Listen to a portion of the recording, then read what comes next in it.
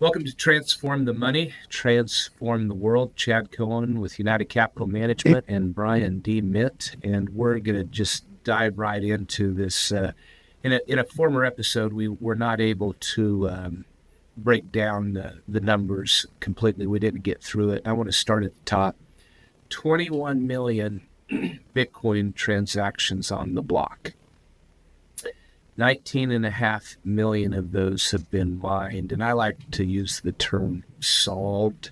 Okay, and we're gonna break this down into little parts.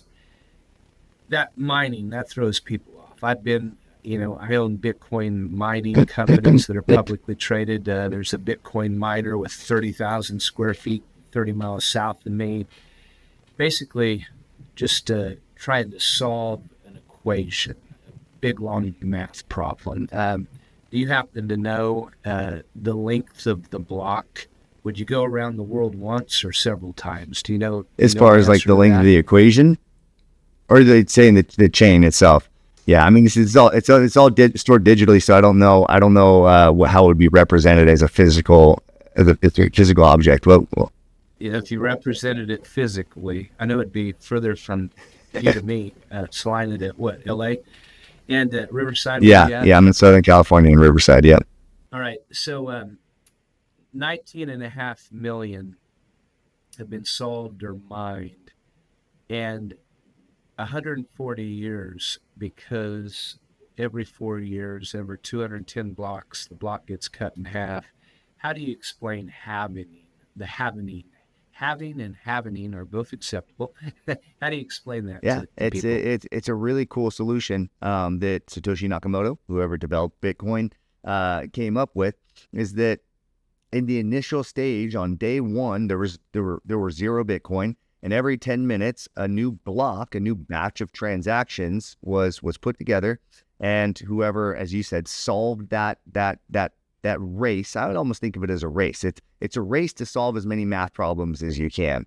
So for example, there's an equation, and what that equation is doing, it's a kind of sophisticated equation, but all it's doing is that if you perform this equation, the answer you get is always a different number. It's crazy that you could have one equation, and every time you solve it, it gives you a different number. And so that's a very sophisticated way of creating a number guessing game. At the beginning of every 10-minute block, the world has a bunch of transactions, and all those miners around the world, everybody wants to be that one miner that gets to put in that next block, because then they get the block reward. They get, today it's 3 1/8 Bitcoin plus whatever the fees are. But what are they racing to do? They're racing to perform that algorithm as many times to spit out as many random numbers. So it's like a giant game of guess a number between 1 and 10. But instead of between 1 and 10, you're talking about this incredibly long number that takes all the computers around the world that are mining Bitcoin about 10 minutes to guess that number. So I have a Bitcoin miner in my garage. It's more of like a tchotchke. I don't really ever expect to solve the block reward, but so my computer is so underpowered that it's never gonna guess that number in time, in 10 minutes. Do you know how many times it performs that algorithm? 110 billion times per second it guesses random numbers. That's how big this number is. You have computers guessing trillions of guesses per second in order to find this number. If you guess that number, you get to take all the transactions and put them into the next block of the blockchain. So there's high rates of competition to do this. That's a wonderful system. I don't think we were going to go into the proof of work aspect of Bitcoin here, but when you hear this word proof of work, that's what they're trying to do. There's incredible amounts of energy, material infrastructure that goes into putting these transactions online.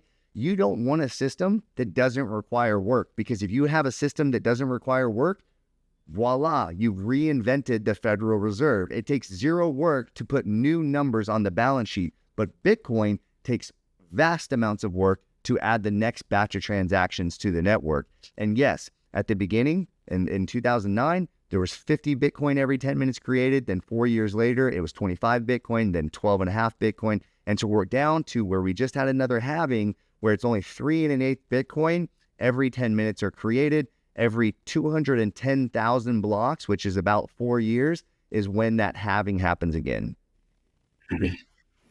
So for viewers to put their mind around this, did you say 50 every 5 minutes? It was 50 every hour? 10 minutes, about every 10 minutes. Yeah.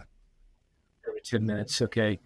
And so somebody with a desktop computer for change, pennies, could, mine a transaction. And now, to give you an example, the Bitcoin miner 30 miles south of me in McPherson, Kansas, I think he has 30,000 square feet of and, well over 1,000 machines, maybe 1,600, something like that. I don't recall.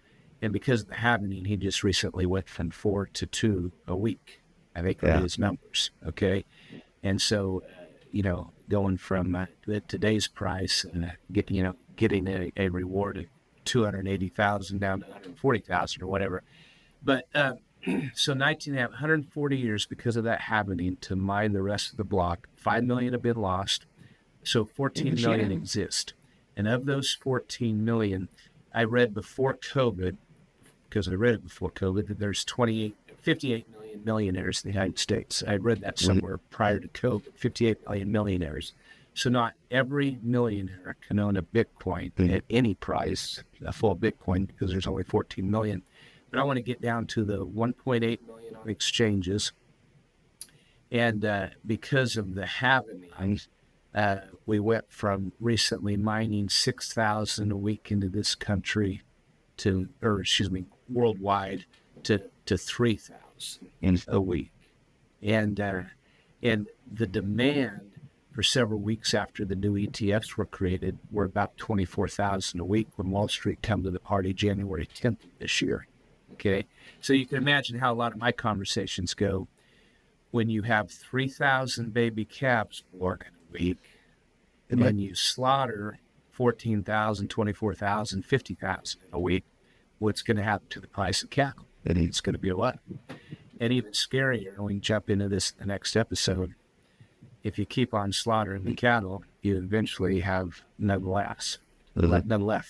Okay, 3,000 born a week, slaughter 50,000. So we'll dive into that in the next episode.